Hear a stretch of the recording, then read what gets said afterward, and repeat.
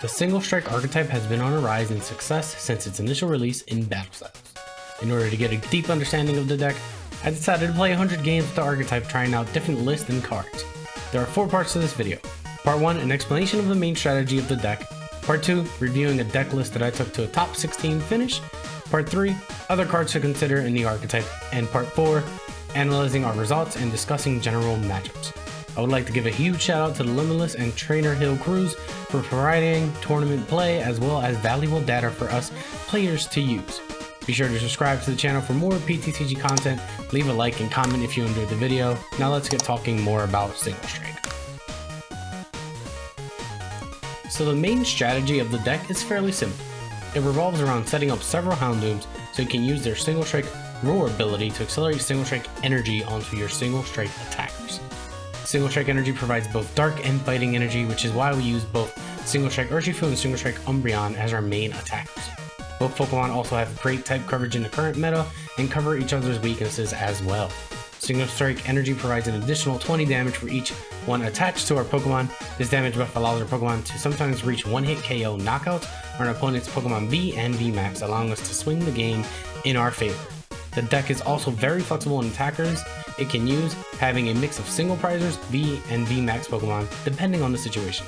The ideal board state you want to have is a main attacker in the active position with 3 Houndooms and a backup attacker on the bench, leaving 1 bench spot open in case you need to play a Crobat to draw more cards, or even set up another Houndour if you expect any of your Houndooms to be knocked out on your opponent's turn. Here's the list I took to a top 16 finish at Cortijo Sónico number 33 on December 30th, 2021. Houndoom is very important to the deck, so we play max copies of both Houndour and Houndooms, so we can get them set up as efficiently as possible. For our attackers, we run a 3-2 Umbreon line with a 2-2 Urshifu line. Umbreon V is a great consistent attacker, which is why we play 3 of them. It also has some destruction elements with Mean Look, forcing our opponent to need a switch card in order to move out of the active in case we want to trap something in the active to slow them down a bit. 2 Umbreon VMAXs give us Free Gust with its ability, as well as great efficient attacker once it's set up, doing 160 plus, basically 2-shotting all VMAXs. Running a 2-2 Urshifu line gives us 1-hit KO potential against decks. Urshifu V's main attack does 180, making it easier to reach that 220 HP number that most Vs have. Urshifu VMAX gives us potential to 1-hit KO any VMAX, as well as go through effects like Duraludon. This deck needs a lot of consistency, so we play 2 Crobat Vs to help with that, as well as maximum copies of both Marnie and Research. We also play 2 Boss's Orders, giving us more gusting options outside of Umbreon VMAX. We also play max copies of Evolution Incense, Quick Ball, and Great Ball to allow us to search for the Pokemon we need in any situation. We also have 4 capture energies to help with the setup, as well as helping us pay for the attack cost, since all of our Pokemon in the deck have at least 1 colorless cost. Max copies of Urn of Vitality allow us to recycle Single Strike energies the entire game. For some mobility, we play 1 Switch and 2 Air Balloons. For more draw power and having answers to bump our opponent's stadium, we play 3 Towers of Darkness. Tool Scrapper is there to remove tools that could be annoying, such as Big Charm on Duraludon or Capes on Zacian and Zamazenta. To finish up, we play max copies of Single Strike energy, that is the main energy we will be using to power up our attackers. Here are some other cards you might want to consider adding to Single Strike. Single Strike Morpeko might be a great addition as another attacker for the Mew matchup. With 2 Single Strike energy accelerated from Houndoom, you hit Mew for 320 damage after weakness. But Oricorio from Fusion Strike does stop these, as it reduces damage by 20 of all Fusion Strike Pokemon after weakness and resistance, so depending on the meta, it might or might not be worth it. Some support Pokemon that you might also consider are Mew from Celebrations and Pikamuku from Fusion Strike. Mew allows you to dig for items from the top 6 cards of your deck, while Pikamuku allows you to draw 1 extra card while putting it at the bottom of your deck.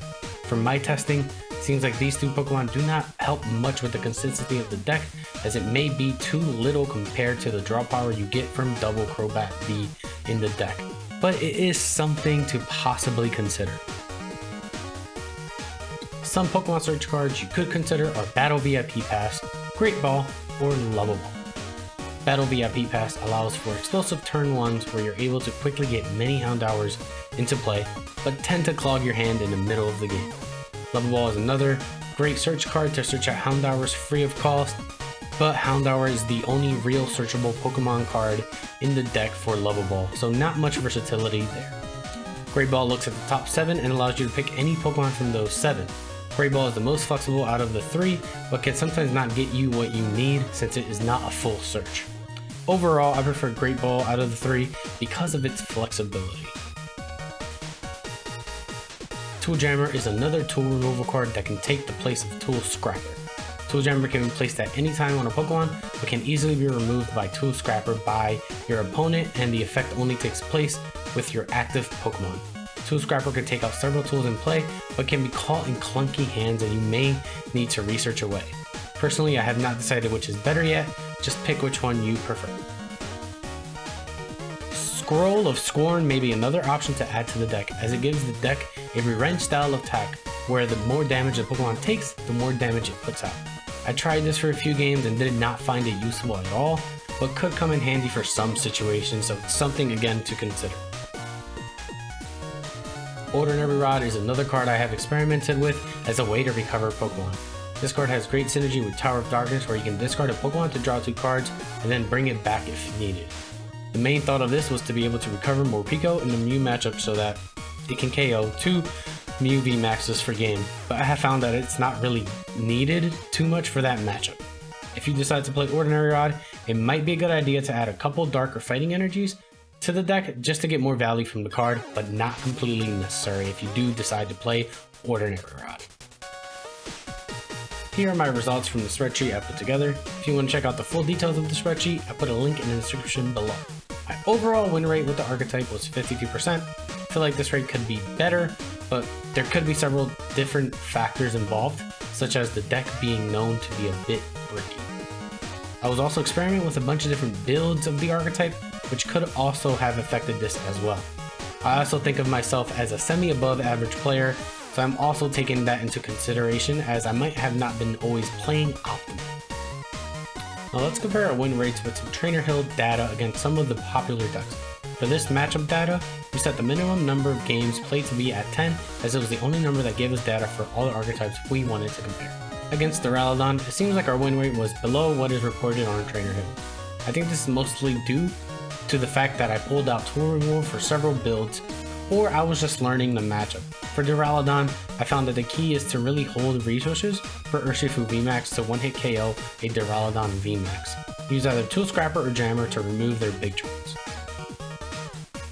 Against Jolteon, our win rate compared to Trainer Hill was actually pretty close. It seems like most of the losses came from bricking or insane turn 1 Jolteon boards. In this matchup, the key is setting up an Urshifu V, taking out a VMAX KO with it, and then next turn KOing the second VMAX with an Urshifu VMAX, since Urshifu cannot attack twice in a row. That is what I found to have been the best strategy against Jolteon. Against Mew, our win rate was a little bit higher than Trainer Hill. This could be because I played more Pico in the deck a lot, which helps. Also, Mew decks were not playing Oricorio until very recently, so this could also have affected my win rate, as it takes out Mew from KO range of Morpeko. The key in this matchup is to attack with your Morpeko and Houndooms for the most part. Only bench Umbreon is absolutely necessary, or you know it'll be safe from a KO. For Sableye Teleon, which I have named as Wheezing in my spreadsheet, there seems to have been no data to compare to in Trainer Hill. Personally, I think this matchup is an auto loss. You damage yourself, making the job of Sableye and late game Motra is much easier. For the mirror, I had a 63% win rate, well above the expected 50%. I think in this matchup, I personally prefer attacking with Umbreon V and VMAX, as it is the more efficient attacker. Try to take out Houndours early if possible. My win rate against Rapid Strike Urshifu is atrocious compared to the Trainer Hill data. This matchup feels tough and almost like an auto loss to me, as they can just rapid flow Houndours all day. Let me know in the comment sections if you have any suggestions to improve this matchup. Against Zacian, my win rate was slightly lower than reported by Trainer Hill. Looking at my notes, it looks like some of my losses came from bricking, which could be the minor difference. This matchup is essentially a race of who can get 3 KOs the fastest. You mainly want to attack with Urshifu V, as it can get to 220 damage much easier than Umbreon to take KOs on uncaped Zacians. Use Tool Scrapper or Jammer to remove capes as needed. Use Umbreon VMAX to gust around caped Zacians if you cannot find your Scrapper or Jammer. Be prepared to evolve into Urshifu VMAX when needed to one-hit KO a Zamazenta, but if it's safe, you can take out the Zamazenta with an Urshifu V with 3 Single Strike energies. Here are my final thoughts on the deck. Some pros of the deck are as follows. It has flexibility with its attackers, as it can attack with single prizers, Vs, and VMAXs when needed. It also has a great energy acceleration engine in Houndoom. It also has easy access to gusting via Umbreon VMAX's ability. It also has great type coverage in both fighting and dark, hitting the weakness on both Mew and Jolteon, both very popular decks. Some cons of the deck are that the deck can sometimes be inconsistent and clunky. Also, in order to accelerate its energies, your Pokemon take damage, making them overall more vulnerable to be KO'd easily. Overall, the deck has a high power level, but what holds it back at times is its inconsistencies. In a best of 1 format, this might not be the best choice as it feels like a high roll deck. Set up and you can typically blow them out of the water. When you brick, it's hard. So the deck might be better suited in a best of 3 format, as bricking from one game in a match does not necessarily mean you are completely out of it yet. This was recently proven with Gabe Smart taking the deck to an impressive 6-2-1 finish at the late night regional this past weekend, starting first with the 5-0 record. Go ahead and check out Gabriel Smart. I'll leave links to his socials and everything down in the description below. Great player to go ahead and check out. Alright guys, I hope you guys enjoyed this type of video as much as I enjoyed making it. It is a little different than my usual content, so let me know what you guys think in the comment section below. Any feedback is greatly appreciated. If you did enjoy the video, feel free to like the video as well. Subscribe to the channel for more PTCG content. I hope you guys have a good day and peace.